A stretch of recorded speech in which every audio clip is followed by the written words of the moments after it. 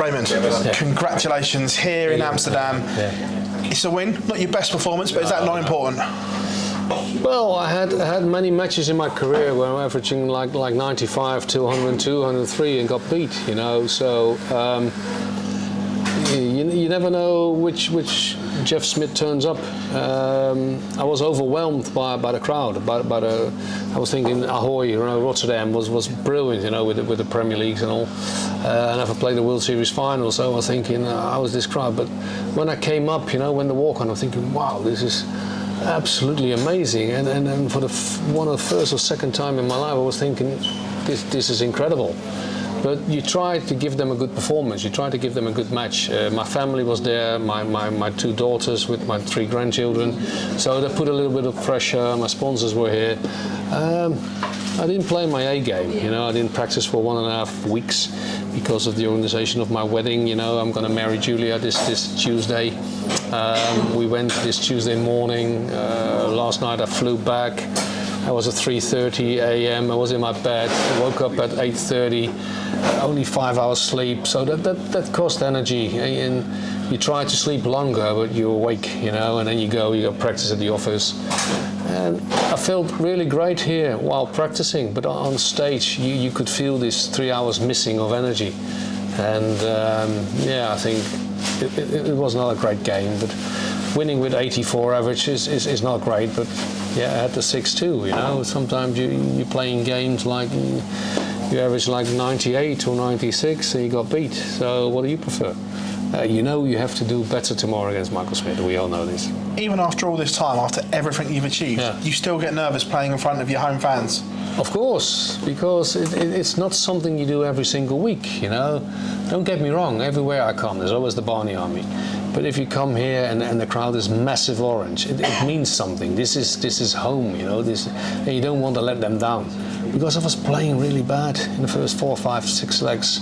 And then you're thinking, Ray, come on, show what you can do. And then it became a little bit better, but only because Jeff didn't put me under pressure. You know, Jeff wasn't playing good at all. You touched on obviously your upcoming wedding. You had to move the date originally. Is that a nice problem to have because you are still involved in these big events, but also disruptive in another? Well, when I first organised my marriage, it was the 18th of September.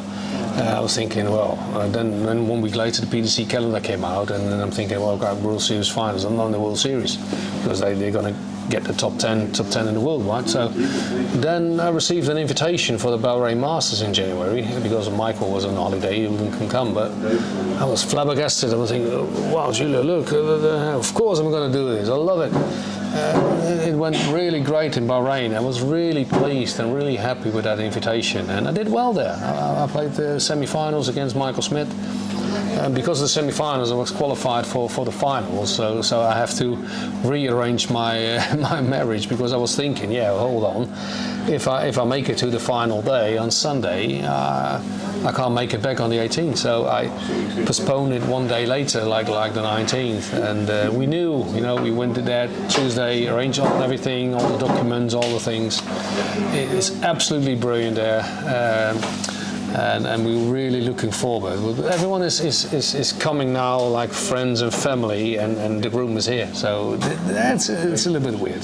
That smile on your face is something we haven't seen for a long, long time. You're really in a good place right now, aren't you? After everything that you've been through. I'm really happy, you know, and I'm going to marry the love of my life. And I said to her, you know, when I asked her last year in Paris, I said, arrange it the way you want it. And then her granddad is coming from the place where we're gonna marry, and she's over the moon and she's nervous, and I was nervous a year long organizing stuff, and finally Tuesday this is gonna happen. So I'm really happy.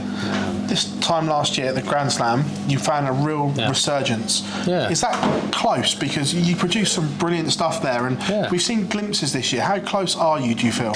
The will wins all and everything. You know, sometimes I have the will to do well. I have to focus myself on things like a month ago I got beat 2 times first round in Leicester.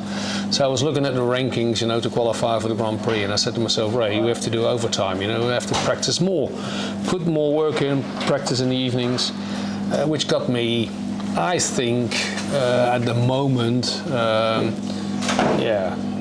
pretty okay to go to Leicester, and that's really important, because that gives you prize money. You stabilize your situation on the world rankings. Maybe from there, we don't know. Maybe we can build from there, and that's what I'm doing. I give myself always targets, and you have to believe in these targets, and that's what I do. It's not like I'm going to say I'm going to be world champion one day or winning the Grand Slam, but I believe I can. But first step is to qualify for all the big majors, and that's what I'm doing right now. Do you believe there is still one big TV tournament left in Raymond van Barneveld? Yeah, I believe in that. But look around you, these players are fantastic, but they have their weak spots as well.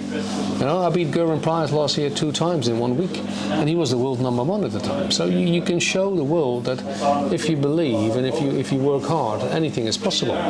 But those players are so consistent, and I'm not. So we have to work on that. That has to be better.